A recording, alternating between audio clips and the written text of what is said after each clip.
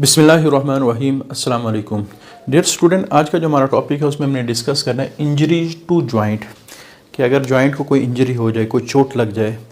अब जॉइंट ज़ाहिर बात है वो जगह है जहाँ बॉडी की मूवमेंट्स हो रही हैं, तो जहाँ भी मूवमेंट होंगी तो वो जगह इंजर होने के चांसेस भी क्या होंगे, ज़्यादा होंगे। जॉइंट्स कैन बी सब्जेक्टेड, तो joints variety of injury joints को हो सकती हैं विच कैन रिज़ल्ट। और जब अगर खुदा न खास्ता जॉइंट वाली जगह पे कोई इंजरी होती है तो वहाँ पेन हो सकता है, स्वेलिंग हो सकती है, रिड्यूस मोशन। ज़ाहिर बात है अगर जॉइंट डैमेज हो गया तो मूवमेंट क्या हो जाएंगी, कम हो जाएंगी। अच्छा, दो इंजरी आपकी बुक में डिस्कस की गई है। पहली है हमारे पास डिसलोकेशन। अब डिसलोकेशन का मतलब क्या है? लोकेशन जॉइंट की एक जगह है, डिस अगर वो अपनी जगह से हट जाए, हिल जाए, किसी वजह से ख़राब हो जाए अपनी जगह से, तो इसको कहा जाता है डिसलोकेशन। तो इसकी डेफिनेशन क्या बनेगी? व्हेन द बोन्स, कि जब हड्डियाँ इन ए जॉइंट, जो जॉइंट वाली जगह पे मौजूद हैं, आर फोर्स्ड, वहाँ कोई ऐसा प्रेशर लगा, वहाँ कोई ऐसी चीज़ आके टकराई out of their normal position, जिसकी वजह से वो अपनी नॉर्मल पोजीशन से थोड़ा सा हट गई। काजेज़ क्या होते हैं? इट कैन हैपन, ये हो सकता है the result of sudden impact. अचानक कोई जोड़ पर कोई चीज़ असरअंदाज हो, कोई झटका लगे, कोई चीज़ आके टकराए, तो इसको हम कहते हैं सडन इम्पैक्ट, ठीक है। या फिर कोई चोट लग जाए, जैसे कोई बंदा गिरे और उसका जो जॉइंट है वो ज़मीन में जाके टकराए, तब भी ये डिसलोकेशन हो सकती है। अच्छा, अगर खुदा न खास्ता सीवियर डिसलोकेशन हो तो सिर्फ हड्डियाँ अपनी जगह से नहीं हिलती, बल्कि हड्डियों के इर्द गिर्द जो स्ट्रक्चर होते हैं, जैसे मसल्स, लिगामेंट्स जो हड्डियों को हड्डियों से जोड़ रहे हैं, टेंडन जो बोन्स को मसल्स के साथ कनेक्ट कर रहे हैं, तो ये सारे स्ट्रक्चर जोड़ के जॉइंट के इर्द गिर्द मौजूद होते हैं। तो इनके भी ख़राब होने के, डैमेज होने के, टेयरिंग का मतलब फटने के चांसेस इनके भी होते हैं।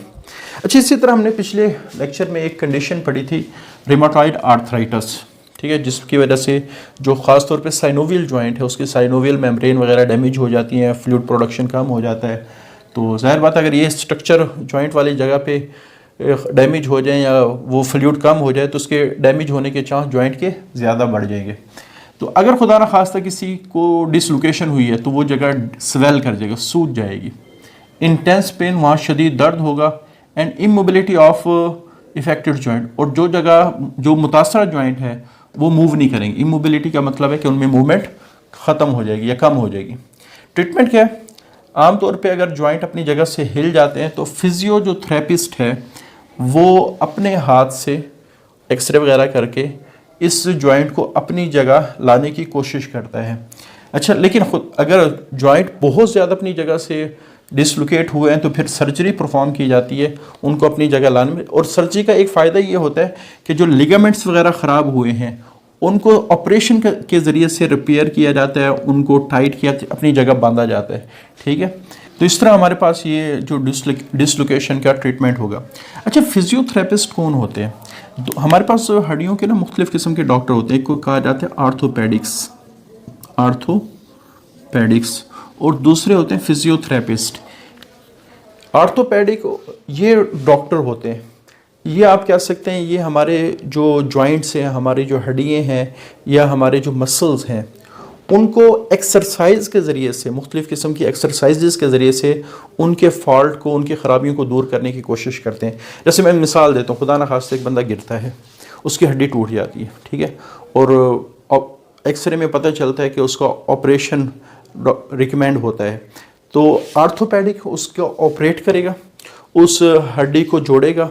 अच्छा, जिस वक्त वो हड्डी जुड़ जाती है, अब वो कुछ अरसे बाद वही पेशेंट डॉक्टर के पास आता है कि मेरी हड्डी तो जुड़ गई है लेकिन मुझसे उस टांग से या पाँव से चला नहीं जा रहा, ठीक है। फिर जो फिजियोथेरेपिस्ट है उसको मुख्तलिफ़ किस्म की जो एक्सरसाइज करवाएगा, एक्सरसाइज करवाने के बाद वो जो उसके अंदर ख़राबी आई है, जो मसल्स की कमज़ोरी आई है, उसको दूर करने की कोशिश करेगा।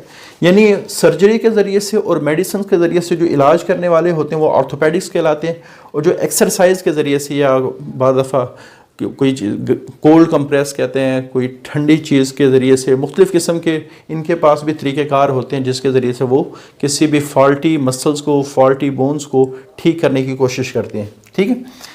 अच्छा, स्प्रेन कहते हैं मोच को। और मोज कहते किसको हैं कि अगर हमारे लिगामेंट्स जिन्होंने जॉइंट वाली जगह पे हड्डियों को आपस में जोड़ना है तो अगर ये डैमेज हो जाए तो इसको हम कहते हैं स्प्रेन। तो आम तौर पे हमारे जो एंकल, टखने, नी, घुटने और रिस्ट, ये वाली जगह ज़्यादा इफेक्टेड होती हैं। मतलब ये नहीं है कि सिर्फ ये इफेक्टेड होंगी, हमारी बॉडी में जहाँ भी लिगामेंट्स मौजूद हैं वो सारे इफेक्ट हो सकते हैं, लेकिन इन जगहों में चांसेस क्या होते हैं, ज़्यादा होते हैं। काजेज़ क्या है कि जब जॉइंट को उसकी नॉर्मल रेंज ऑफ मोशन से ज़्यादा मूव करवाया जाए, उसकी नॉर्मल रेंज ऑफ मोशन से ज़्यादा मूव करवाया जाए। देखो मैं कहता हूँ कि हमारे ये जॉइंट लिगामेंट से बंधे हुए हैं, ठीक है, और ये हमारी यहाँ तक मूवमेंट हो सकती है, लेकिन हम ज़बरदस्ती इसको बहुत ज़्यादा इसको मूव करवाने की कोशिश कर रहे हैं। तो जाहिर बात है इस इलास्टिक टिश्यू की तो एक लिमिट है, जब उससे ज़्यादा आप कह सकते हैं उसके ऊपर फोर्स लगेगी तो इसके टूटने के चांसेस, इसके ख़राब होने के चांसेस बढ़ जाएंगे, ठीक है। तो इसके असर क्या होगा, जो लिगामेंट्स है वो या तो स्ट्रेच हो जाएंगे, ज़रूरत से ज़्यादा लंबी हो जाएंगे, या टियर या फट जाएंगे, ठीक है। आगे फिर इलाज, ज़ाहिर बात अगर बहुत ज़्यादा डैमेज हुए तो सर्जरी होगी, अगर हल्के फुल्के डैमेज हुए तो फिज़िकल थेरेपी होगी। इसमें एक्सरसाइजेस के ज़रिए से उस फॉल्टी लिगामेंट को ठीक करने की कोशिश की जाएगी। ये बाद दफ़ा ड्रेसिंग, वहाँ उस जगह पट्टियाँ बांध दी जाती हैं ताकि वो जो जोड़ वगैरह वो मूव ना करे और रिकवरी में टाइम मिल जाए। ड्रेसिंग कहते हैं वो जो आमतौर पे पट्टियाँ वगैरह बांधी जाती हैं। तो dressing is done to immobilise the strain, कि हमारे पास वो जो स्ट्रेन वाली जगह है उसको इमोबलाइज किया जाता है पट्टियों के ज़रिए से, एंड प्रोवाइड सपोर्ट, और फिर पट्टियाँ उस जॉइंट को सपोर्ट भी देंगी। उसका फ़ायदा क्या होगा कि सारा वज़न लिगामेंट्स पे नहीं आएगा, ठीक है, बहुत सारा वज़न जो पट्टियाँ वगैरह दी गई हैं उस पर डिस्ट्रीब्यूट हो जाएगा। अगर खुदा न खास्ता किसी के अंदर डिसलोकेशन हो जाए या स्प्रेन हो जाए तो पहला काम क्या करना है, फर्स्ट एड ट्रीटमेंट। पहला काम क्या करना है, फर्स्ट इब्तदाई तिब्बी इमदाद कौन सी देनी है। सबसे पहले तो जिस जगह डिसलोकेशन हुई है, स्प्रेन हुई है, उस जगह को कोशिश करें इमोबाइल कर दें, कि वो जगह मूव ना करें, क्योंकि जितनी ज़्यादा मूवमेंट होंगे डिसलोकेशन के चांसेस भी बढ़ेंगे, लिगामेंट्स के फटने के चांसेस भी बढ़ेंगे, और अगर मोच चाहिए लिगामेंट्स के मज़ीद डैमेज होने के चांसेस भी बढ़ेंगे। और कोशिश करें कि खुद अगर डिसलोकेटेड जॉइंट है तो उस जोड़ को खुद ठीक करने की कोशिश ना करें, क्योंकि बाद दफ़ा होता है कि एक शख्स है, उसका जोड़ अपनी जगह से हिल गया, अब दूसरे को लगता है यार अगर मैं इसको प्रेस कर दूं तो शायद वो अपनी जगह पे वापस आ जाए, लेकिन उसको चूँकि एग्जैक्ट लोकेशन का नहीं पता कि जो जॉइंट है उसमें बोन्स किस पोजीशन पे जाके नॉर्मल बोन्स का काम करेंगे। हो सकता है वो पहले आधा उसका जॉइंट डिसलोकेट हुआ हो, उसने थोड़ा सा गलत तरीके से जोर लगाया, वो और ज़्यादा डिसलोकेट हो जाए।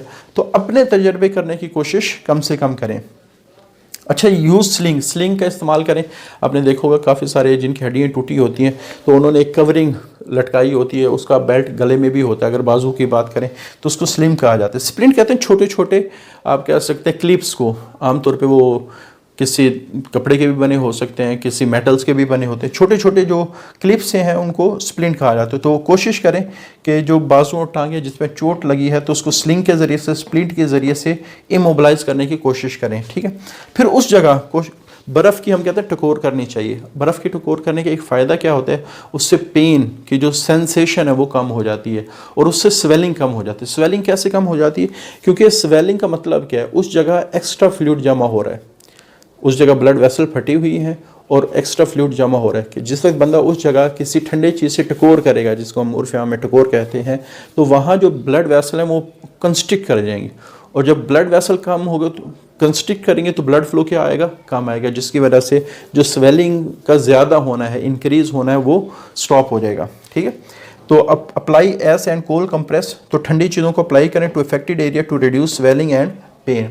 अच्छा, अगर डिसलोकेटेड जॉइंट है तो पॉसिबल है तो उसकी टांगे अगर बाजू में है तो कोशिश करें बाजू को थोड़ा सा जो दिल वाली लेवल है इससे ऊपर कर दें, ठीक है, बंदे को लिटा दें और दिल वाले लेवल से थोड़ा सा ऊपर कर दें। इसका फ़ायदा ये होता है क्योंकि अभी मैंने बताया कि स्वेलिंग कहते हैं वहाँ फ्लूइड जमा हो रहा है, तो जिस वक्त बंदा बाजू को ऊपर करेगा तो हमारे वेन्स और लिम्फेटिक सिस्टम जिन्होंने फ्लूइड को उस पार्ट से वापस हार्ट में लेके जाना है तो ये फ्लो तेज़ हो जाता है, जिसकी वजह से ज़्यादा फ्लूइड हार्ट की तरफ जाना शुरू हो जाता है, जिसकी वजह से ओवरऑल जो स्वेलिंग है वो कम हो जाती है। सीक मेडिकल अटेंशन, फ़ौरन ही उसका इलाज करवाने की कोशिश करें, ठीक है। अगर खुद हॉस्पिटल लेके जा सकते हैं खुद ले जाएं, अगर खुद नहीं लेके जा सकते, जैसे हमारे पाकिस्तान में बड़ी मशहूर मेडिकल सर्विस है 1122, उसको कॉल करें, एम्बुलेंस आएगी, वो उस पेशेंट को हॉस्पिटल लेके जाएगी ताकि वहाँ जाके उसका प्रॉपर चेकअप हो कि प्रॉब्लम क्या आया है, लिगामेंट्स फटे हैं, डिसलोकेशन हुई है, फ्रैक्चर हुआ है, हड्डी टूटी है।